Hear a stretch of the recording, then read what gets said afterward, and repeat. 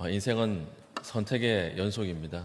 오늘도 우리가 수많은 선택을 하게 될 것이고 우리가 또 수많은 선택을 강요받게 될 것입니다. 근데 선택의 가지수는 많이 있지만 우리가 만나는 선택은 두 개 중에 하나입니다. 무엇을 선택할 것인가 두 개 중에 하나예요. 전부 다 그렇습니다. 그게 뭐냐면 보이는 것을 선택할 것인가 보이지 않는 것을 선택할 것인가 이것입니다. 성경은 뭐라고 이야기합니까? 중요한 것일수록 보이지 않는 것을 선택하라 이렇게 이야기하는 것입니다. 1절 보십시오.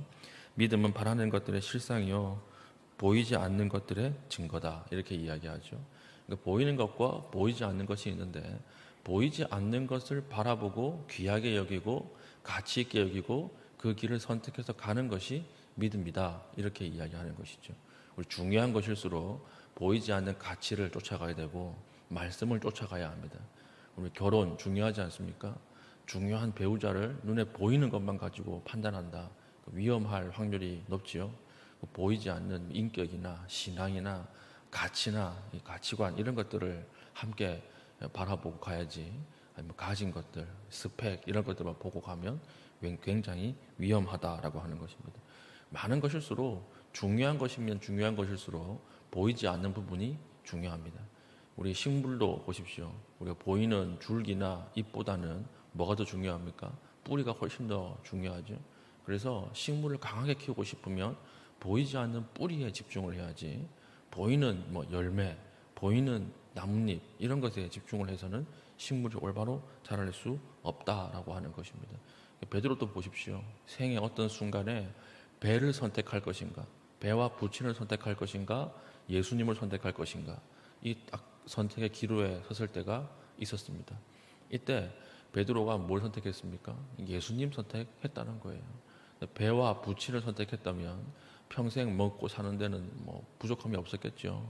그런데 베드로라고 하는 이 인물이 그 당시에 무엇을 선택했습니까? 예수님을 선택했기 때문에 믿음의 반열 안에 들어갔다라고 하는 것이죠. 다 그 얘기하는 거예요. 지금 오늘 나오는 사람들을 보십시오. 아벨, 에녹, 노아, 아브라함, 사라 이 사람들 다 무엇을 선택했던 사람들입니까? 보이는 길을 마다하고 보이지 않는 것을 선택했다는 거예요.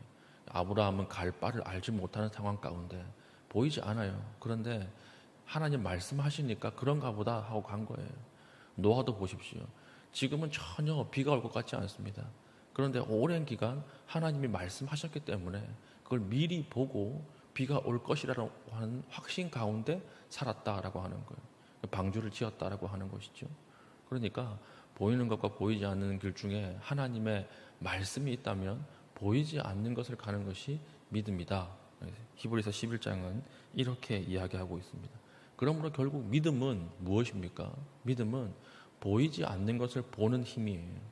그게 믿음이다라고 하는 것입니다. 그래서 믿음이 있는 사람들은 보는 게 달라요. 보는 것을 다르게 봅니다. 우리 바둑 1급과 9급은 보는 게 다르죠. 우리 오목 정도 드는 사람은 그 앞에 것만 딱 보는데 우리 높은 단수는 그 앞에 수를 내다보잖아요. 그게 믿음이라는 거예요, 결국. 그러니까 똑같은 고난을 딱 만나도 믿음이 없는 사람은 망했습니다. 우리 이제 죽습니다. 큰일 났습니다. 이렇게만 난독을 부리는데 믿음이 있는 사람의 입에서는 어떤 고백이 나와요? 똑같은 고난이에요.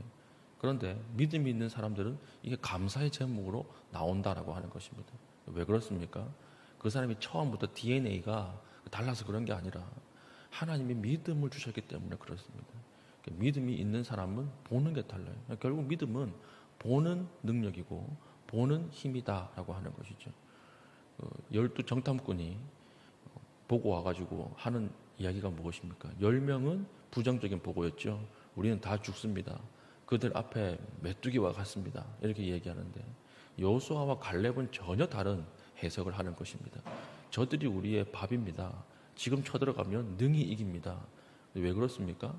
10명의 정탐꾼, 부정적인 정탐꾼은 뭘 본 거예요? 그 거민들을 본 거예요. 그 무신식, 무기를 본 거예요. 그러니까 두려워하기 시작하는 것이고 여호수아와 갈렙은 무엇을 본 것입니까? 하나님의 말씀을 본 것입니다. 하나님의 권능을 보았고 하나님의 능력을 보았고 그러니까 보는 것이 그들의 인생과 삶을 갈라 놓았다라고 하는 것입니다. 그러므로 우리가 살아가면서 절대 환경을 보고 부러워하지 마십시오. 환경은 5년, 10년 지나면 다 변해요. 환경은 다 변한다는 거예요. 그 유명한 목사님 중에 20대 말에 폐렴으로 6개월밖에 못 삽니다. 이랬던 분이 계세요. 6개월밖에 못 삽니다. 이래가지고 그분이 20살 후반부터 강대상에 올라오면 항상 뭐라고 말씀하시면서 설교를 시작하셨냐면, 성도님들 오늘이 마지막 설교입니다. 이러고 설교를 시작하셨다고. 근데 그분이 98세까지 사셨어요. 그분이. 그래가지고 결국 그 성도들, 우리 목사님 살려주세요 기도하던 성도들이 먼저 죽었어요. 먼저 죽어요. 그래가지고 그 성도들 다 죽이고 그분이 98세에 마지막에 돌아가셨다는 거예요. 그러니까 우리 환경은요, 5년, 10년 지나면 어떻게 될지 몰라요. 우리가 앞일을 모릅니다. 그러니까 환경을 보고 부러워하고 환경을 보고 선택하는 것은 아주 우매한 것이죠. 우리가 뭘 부러워해야 됩니까? 그 사람의 환경이 아니라 믿음의 눈을 가진 것을 부러워해야 돼요. 믿음의 눈으로 보면 전혀 다른 세상이 보입니다. 믿음의 눈을 가지고 보면 전혀 다른 해석이 우리에게 임한다라고 하는 것입니다. 우리 자녀들 보십시오. 우리 자녀들 지금 뭐 아무것도 할 수 없을 것 같이 보이잖아요. 아, 얘가 나중에 뭐 밥이나 먹고 살까? 얘가 나중에 뭐가 될까? 막 이런 생각 들지 않습니까? 근데 믿음의 눈으로 보면 다르게 보인다니까요.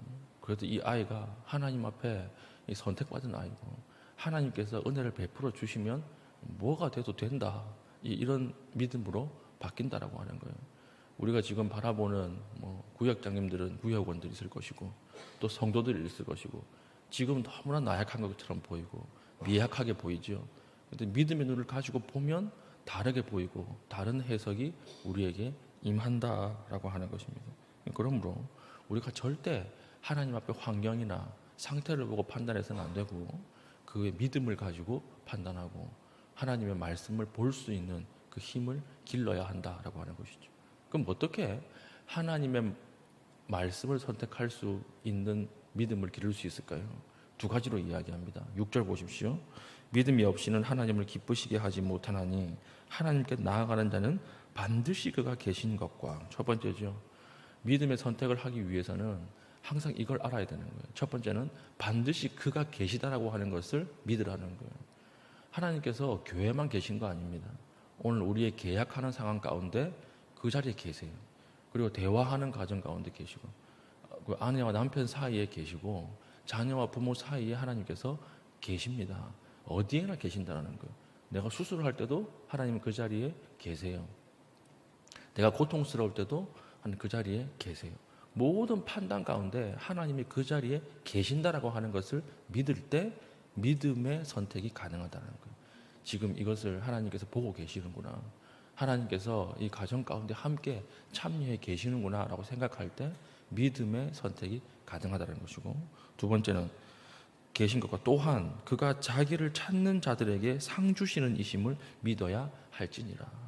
하나님께서 모든 복수와 하나님께서 모든 시상을 하나님이 다 하신다는 거예요. 누구에게 합니까? 하나님을 찾고 믿음의 눈을 가진 자에게 하나님께서 시상할 자에게 시상하시고, 상 주실 자에게 상 주시고, 벌할 자에게 벌을 하신다라고 하는 것입니다. 우리는 종종 하나님 모르신다고 생각하시죠.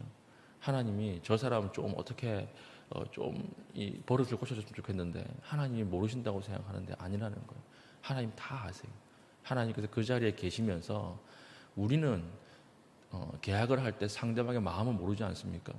그러나 하나님은 그 자리에 계시면서 상대방의 마음속 깊은 동기까지도 다 파악하고 계신다라고 하는 것입니다. 이걸 믿어야 한다라고 하는 것이죠. 그래서 이 두 가지를 믿고 믿음의 선택을 하라. 그리하면 하나님께서 우리들을 믿음의 길로 인도해 주실 것이다. 오늘 히브리서는 이렇게 이야기하고 있습니다. 그러므로 오늘 우리가 기도할 때 믿음을 달라고 기도해야 되는 것이죠.